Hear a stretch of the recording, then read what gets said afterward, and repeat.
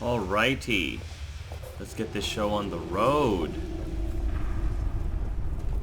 Good. And on their way back, the others will be able to steer the ship without you, correct? Yes, they won't be steering anything, to be precise, because Gertrude flies on her own as soon as the coordinates have been set. Convenient. He thanks you, Tealor Aranthiel. Any other Grand Master would have laughed at him, but you have listened instead. Now he will be the first of his people to meet the Ancient Fathers.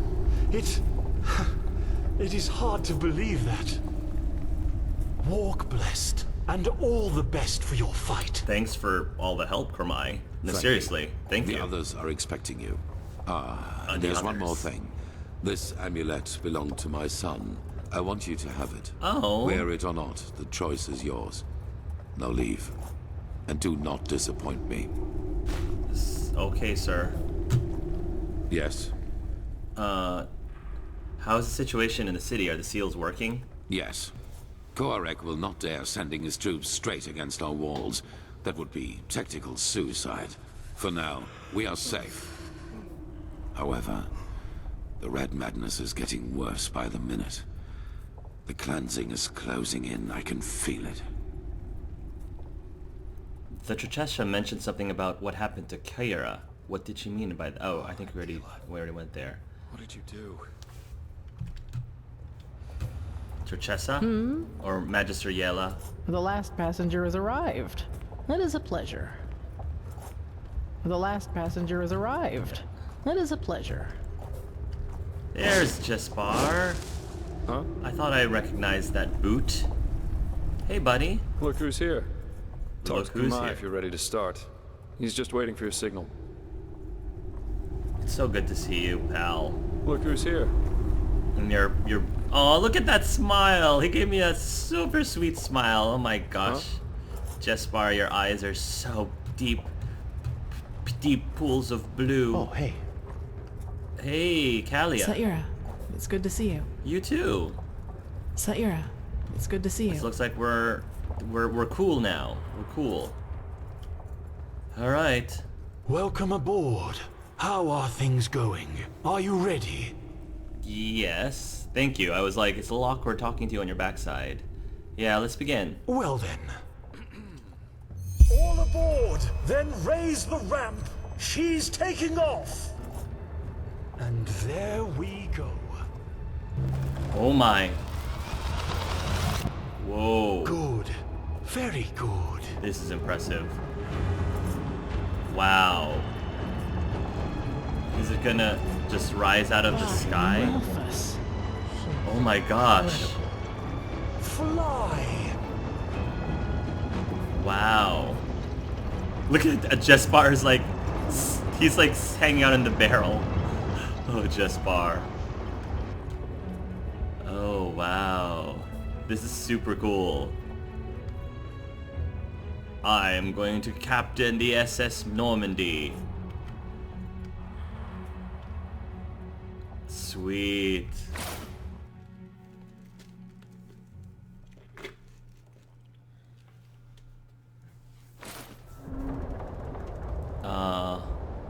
Now what? Oh, I'm in my jammies. Two Souls Part 5. Find Kalia on the airship. Speak with Kalia or go to sleep. I want to speak with Kalia, not just go to sleep. Well, look who's here. How are you? I'm flying on a ship. I'm flying on a ship on the way home, way to the home of the Snitch's Tarlings. I'd say I'm excited. Yes, excited. I guess I feel the same. Well, did you want something in particular, or are you just looking for some company? The Grandmaster told me you've been researching the Star People's culture for decades. Why? You are not a Starling yourself? You're right. But on the other hand, do you have to be a mummy in order to dedicate yourself to archaeology? The Starlings. I have been fascinated by them since I was a child. You must know, their technology is so powerful that if they wanted to, They could probably conquer the entire civilized world with it, but they don't. And why? Because they all share the same dream instead. The dream of fulfilling the old prophecies and returning home. Exactly. A place without war or hunger, where all are born equal and enjoy the same rights, regardless of their standing in society. And for some reason, this thought has fascinated me as much as the Starlings themselves do. Call it a fantasy, but if there is such a place, if it really is like the old legends, we'd be able to learn so much from the ancient fathers. And, well, there it is, the answer to your question. I suppose that this naive hope is the reason for my interest in the Star People's culture. Do you believe that such a society is even possible? Well, that is a good question. I guess we'll have to wait until we find one. Anyway, let us continue our conversation at a later time, shall we? I want to enjoy the night sky. Who knows how many more chances we will have. I could have packed some better clothes. Some better clothing. And yeah. Yeah, this isn't particularly flattering, but okay, fine. We'll go with it. For Two Souls Part 5. Point of view, isn't it? I really wish the war and the High Ones weren't casting shadows over all of this. This world can be so beautiful. Yeah, look at that Aurora Borealis. That is gorgeous. Point of view, isn't it? Yeah. I really wish the war and the High Ones weren't casting shadows over all of this.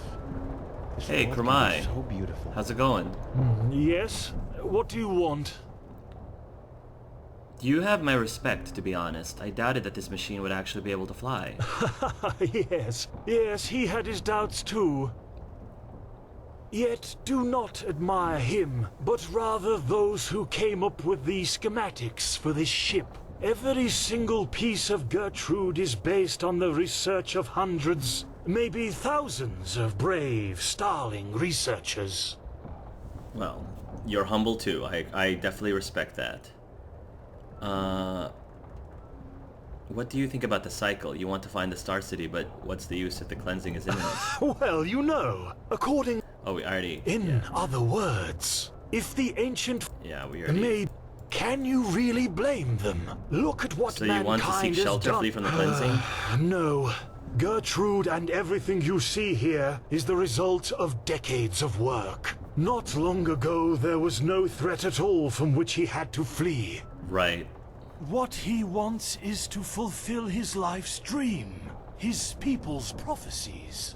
That the Starlings one day return to where they came from, to their home. That's all.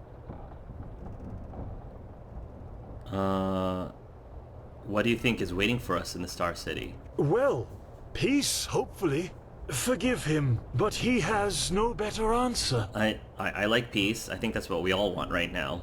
We've been airborne for more than a day now.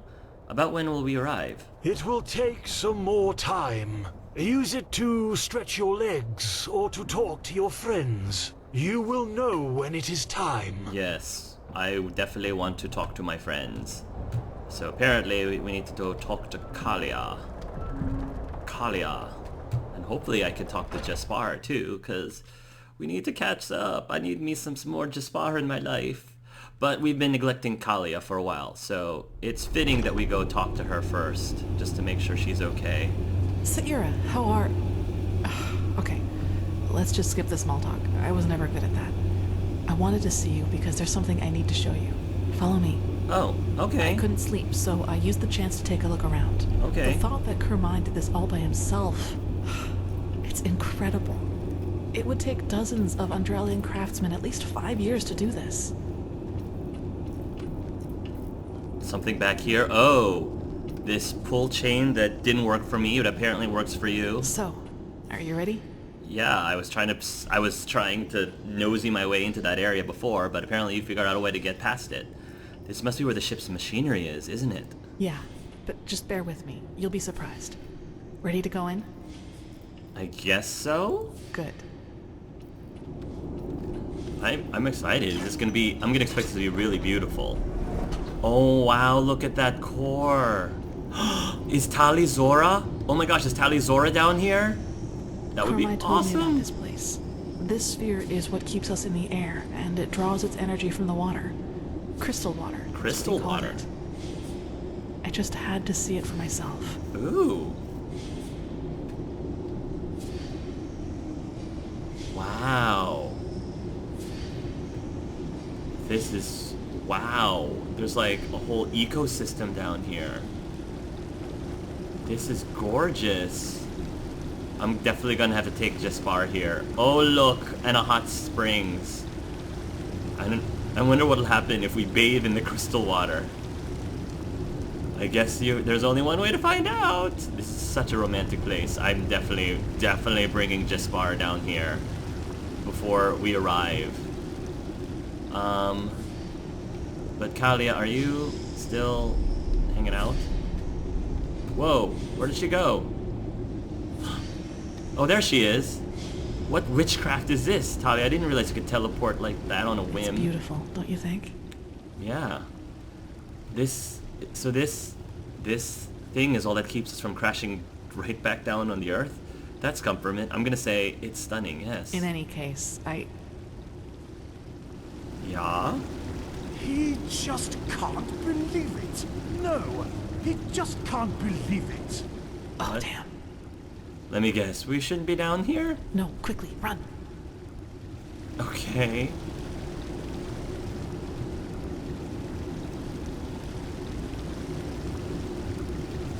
Okay. That should do it. Now, wait a second. Kalia. Part of vertical didn't you understand?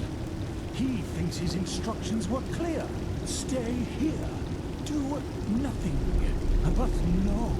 You decide to run around the ship and open whatever door crosses your path. Oh, he seems mad. I didn't want to make him mad. And no, don't look at him like that. Next time, there will be consequences. Maybe he's not talking to us. Maybe he's talking to somebody else. Kalia. You surprise me sometimes, Kalia. Okay. Saved by the Bell, I guess? Yes.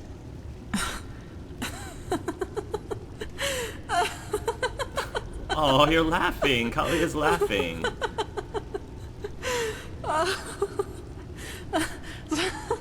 So, yeah, that...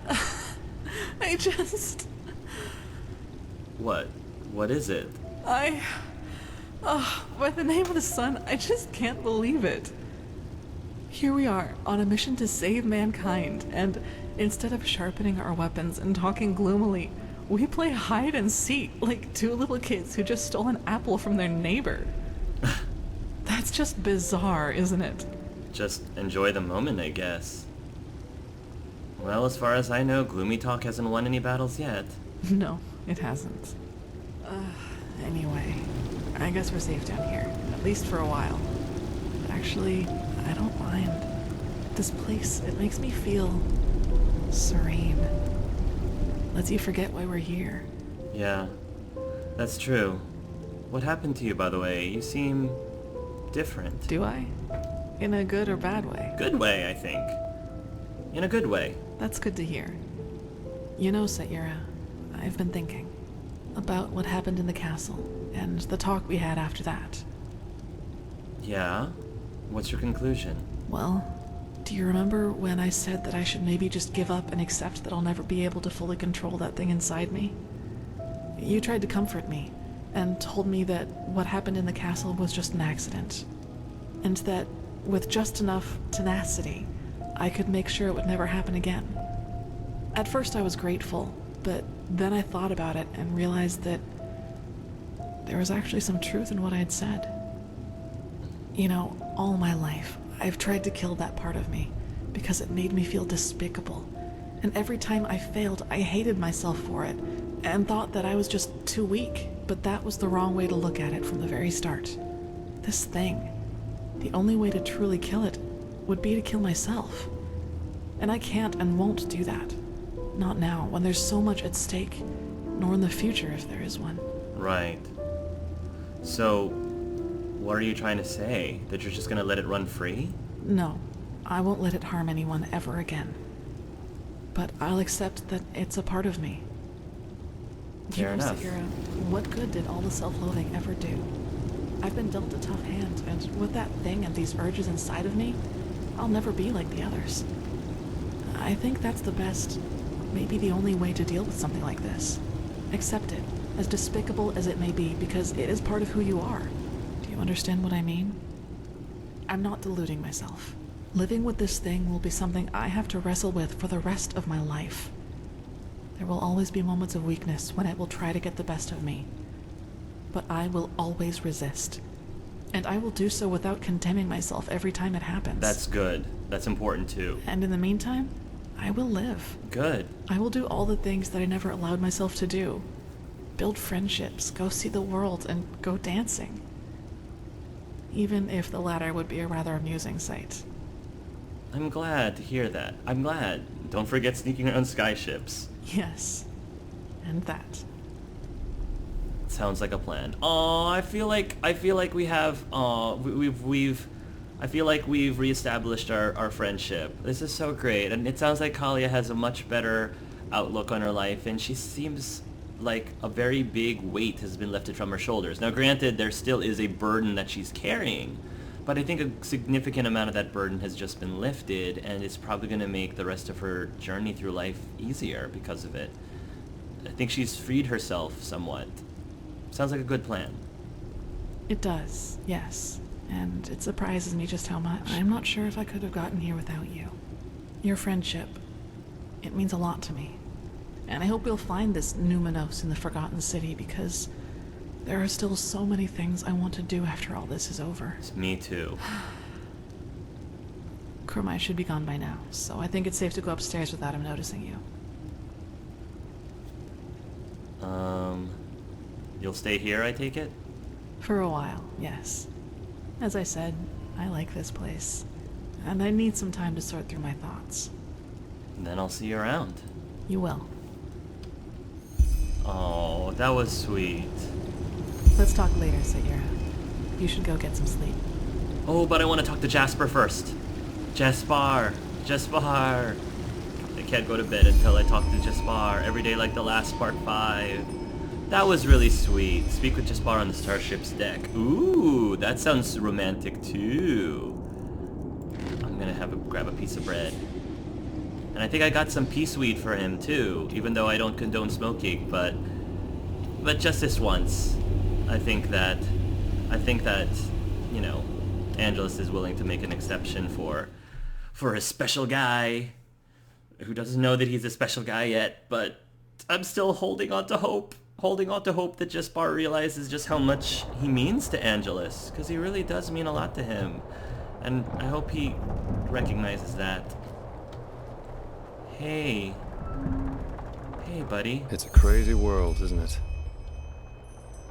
What do you mean? On our way to a forgotten city in the clouds, and I'm part of it. It just sounds surreal. But anyway, it's good that you're here. I wanted to talk to you. Do you have a second? I have a second. Or hours. Or days. I wouldn't be here if I didn't, would I? You have a point there. How should I put it? I wanted to thank you. I'm not sure if you know it, but all that's happened since I plucked you out of that thicket on the Sun Coast, it did something to me. I think I've understood something, as corny as it may sound. What's that, Jespar? It's hard to put into words. You know, I still believe what I told you that time we met at the Dancing Nomad. That we all act as we do because we hope it makes us happy. But somehow, in no small part thanks to my father, I've always considered responsibility and being happy to be contradictory. But actually, that's wrong. It's the exact opposite. In order to be truly content, we need connection. To a person, to a cause, to anything. If you never find that, you'll never find yourself. Oh, Jespar. Oh. Well, that's certainly a change of tune compared to what you said in the Silver Cloud. We're born alone and we die alone. Yeah, I said that. And I still think it's true to an extent. You're on your own if you want to be. I'm responsible for what happened to Adela and Talicia, because I never wanted to be responsible. Sounds strange, doesn't it? But I can't change what happened. I'll just have to live with that. So what you're essentially saying is we all need something to live for, right? Maybe. Maybe not. In the end, I can only speak for myself. The fact is, though, that I don't know, that it feels like I owe this world to be right here, right now, as part of something momentous. And I like how that feels. That surprises me. Oh. No matter how all this ends, I will have no regrets. Good. The same goes for our friendship. That's what I wanted to tell you. Despite all the trouble we got ourselves into, I'm glad that our paths crossed. For whatever reason they did. So it's just friends then? Okay, now you did it. I feel stupid. But I know what you're implying, and as much as it hurts me to say this, I don't think it's a good idea. For neither me nor you. Why isn't it? I just don't think it would work. Really? I'm different, especially when it comes to love. And if you're like most others, I don't think I could make you happy. Our Oh. friendship, it just means too much to me to risk it for this. Oh. I don't get it, Jespar. What is your problem with love? It's not about love. It's about all those ancillary things people associate with it. Expectations, false promises, jealousy. Look, there's so much going through my head when I look at you. Oh. So many things I want us to do together. Oh. Traveling, talking through the nights, being close to you. Oh. That's what I want. Not chaining ourselves to some kind of, I don't know, construct that other people created and expect us to abide by. I'm not making much sense, am I? I think what I'm trying to tell you is that I've never been a fan of what people call relationships. I'm different when it comes to that. And my way of loving is not compatible with most people's expectations. I understand. And Blaze, you know that? Doing all it sounds as you're afraid to lose. What do you mean by false promises? Well, what do you think? I mean, how can you seriously promise to someone that you'll love him or her forever? That you'll never again desire anyone else? Nobody knows what he's going to think, let alone feel 20, 10, heck, even 1 year from now. In other words, you think everlasting love is a fallacy. No, I don't. I'm only saying that there's no way of knowing how long it'll last until it does. Do you understand? Life is unpredictable. You never know what's going to happen, especially when it comes to emotions. And I simply have a problem with people pretending they do. And it's not just that.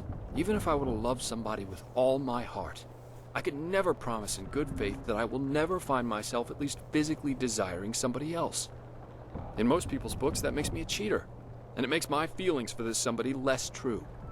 All those poems, the plays, the songs, they're all about the two of us. All or nothing. And until death do us part. But that's just not how real life works. This is really interesting stuff. Now I know some of the things that Jespar is saying is probably going to bother a lot of people, and I think these are some very controversial things that he's saying about love. But I mean, I can't help but feel like it's a ridiculously honest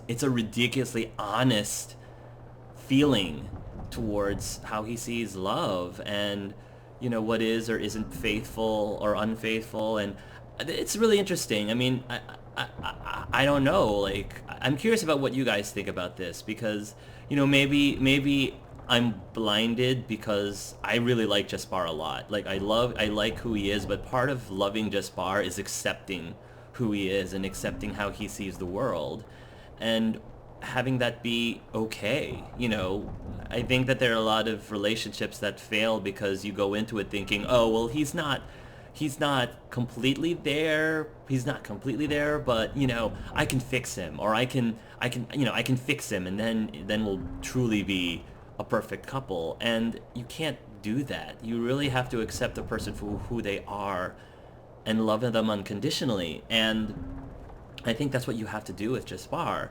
And not that you may not necessarily hope that parts of them, you know, wouldn't improve. Everybody improves, but it has to be one of those things that whether the person actually improves or not, you still love them. Sure, it would be nice if, you know, they didn't do such and such, or if they did such and such more, but ultimately, you know, those are just the nice to haves, not the deciding factor of whether or not you consider this person someone that you actually love. And what's the solution? Just giving in to your desires even if you're committed? If you're honest about it, I don't see why not.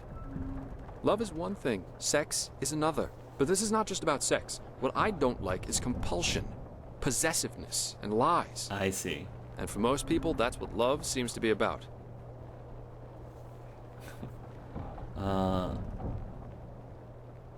I'm not gonna say this. To me, all that sounds as if you're afraid of losing your freedom. Yeah, maybe I am. In my experience, emotional bondage was never a good basis for human relationships. If you love someone, let him run free. Because if what you have is true, he'll always come back because he wants to, rather than being obliged to.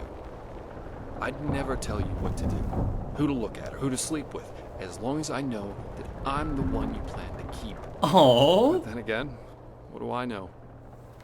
I guess all I'm trying to say is, if you really want to do this, let's not put a name on it, ever. Let's just see where it takes us. Oh, this is so romantic.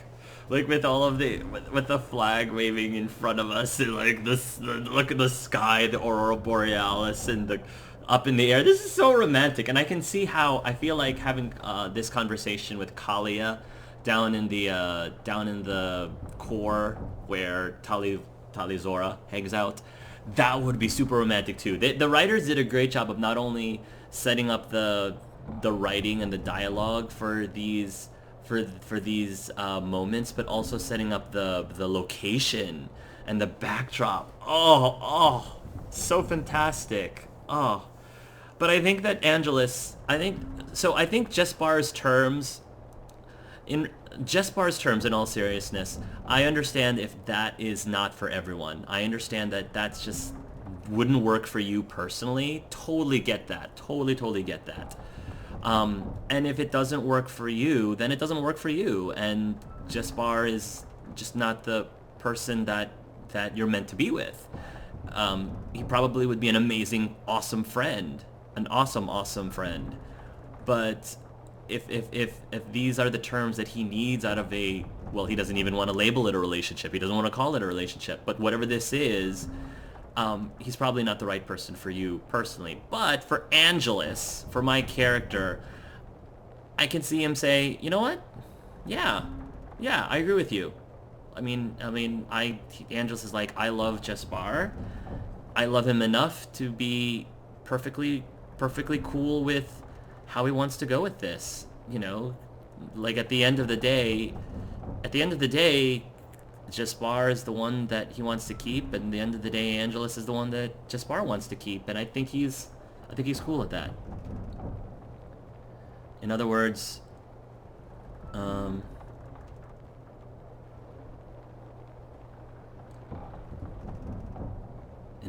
what you want is love, but without obligations, without commitment. No, what I want is to not force some idealized model of thought onto something as wonderful as what I feel for you.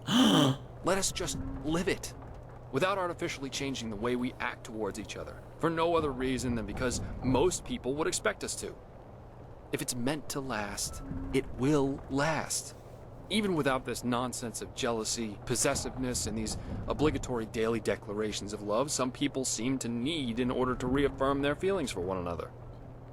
This is really, really interesting. It just challenges a lot of people's views on love and how you should be in a relationship and the things you need to do in a relationship or say in a relationship or see the relationship as. It really is very challenging. And again, I know that it's probably doesn't work for a lot of people and it's probably a hard pill for some people to swallow, but I like just putting myself in Jespar's shoes. I understand where he's coming from. I understand why he feels that way, and I don't think that what he feels is invalid. It's how he honestly feels.